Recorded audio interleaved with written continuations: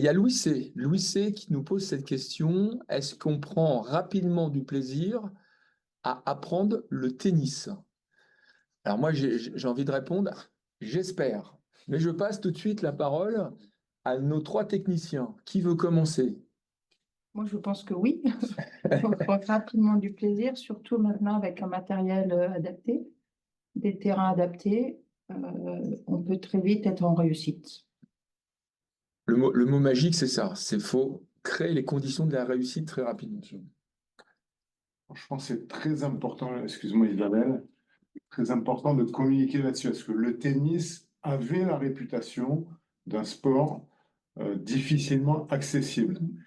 Et le matériel adapté qui date de 20 ans déjà, permet effectivement de rapidement s'amuser et prendre du plaisir. Donc la réponse, elle est... Bruno, cassons quelque chose aujourd'hui qu'on entend beaucoup, c'est ah bah ouais, le paddle, en fait, j'aime beaucoup parce que c'est beaucoup plus facile que le tennis. Oui, mais, alors oui, peut-être que le paddle, c'est facile à jouer, mais le tennis, vous êtes d'accord? Si on a une bonne approche qui est fonctionnelle du niveau de la personne, de sa condition physique et tout ça est progressif en fait. Aujourd'hui, on l'a dit tout à l'heure, on a à la fois une offre de jeu qui est très large et qui est progressive, et à la fois un matériel et donc une pédagogie adaptée aujourd'hui qui est extrêmement évolutive. Tout à fait. Je rappelle juste que le padel, on joue avec une espèce de balle verte, enfin l'équivalent. Une espèce? Les joueurs de padel, on s'excuse. Bruno est un joueur de... Exactement la même balle que la balle verte de tennis. Et le tennis, on peut jouer avec la balle verte, voire la balle rouge pour les débutants complets, et on tape dans la balle la première minute.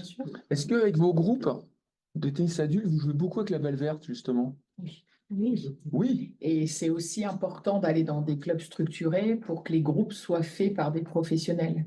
Parce que ça peut vite dégoûter les adhérents qui arrivent. Des fois, on en récupère, ils étaient dans des clubs à côté. C'était pas ça du tout, parce qu'il y a des écarts de niveau entre les personnes. Donc là, oui, tu prends pas plaisir. C'est comme au padel, si tu vas jouer avec des gens trop forts pour toi, tu vas pas en toucher une. Donc là, c'est important d'avoir accès à des professionnels qui vont savoir mettre 4 personnes de même niveau pour qu'on puisse s'amuser. Donc vous vous attaquez même avec la balle rouge, alors? Un peu. Oui. Balle en mousse, Oui. hein, moi j'ai Dans connu toute aussi, balle. hein, sur des niveaux même plus bas. Ouais, bien sûr. Ludivine a commencé avec la balle mousse. Non. Ah, quand même pas. Bon, d'accord. D'accord. Donc ça, c'est important aussi, c'est de disposer de tous ces outils. Et ce qui compte, ce qui est très important, c'est vraiment tout de suite de s'amuser. Alain. Ce qui est important aussi, donc c'est dans le plaisir aussi, il y a tout ce qu'il y a en dehors des cours. Il y a tous les moments de convivialité qui peuvent être organisés par le club, on regroupe tout le monde, on fait plein de barbecue, etc.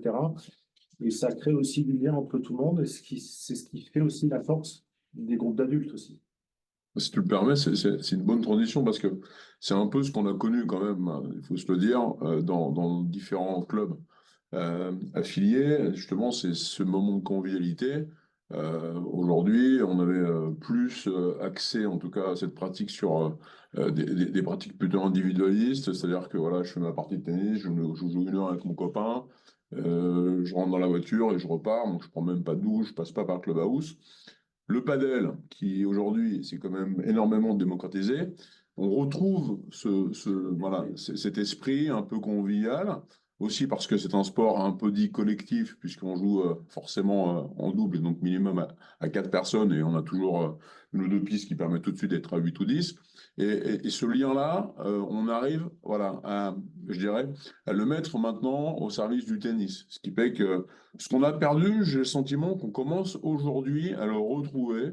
Et ça, c'est pour moi une bonne chose et une bonne approche. On a les outils aussi comme WhatsApp qui permet de créer des communautés. Et les gens sont très friands, quoi, parce que moi, je fais partie de quelques communautés aussi. Dès qu'il y a un moment de libre, etc., ça part et puis les gens se retrouvent, quoi, et sans forcément se connaître, mais on y va, quoi.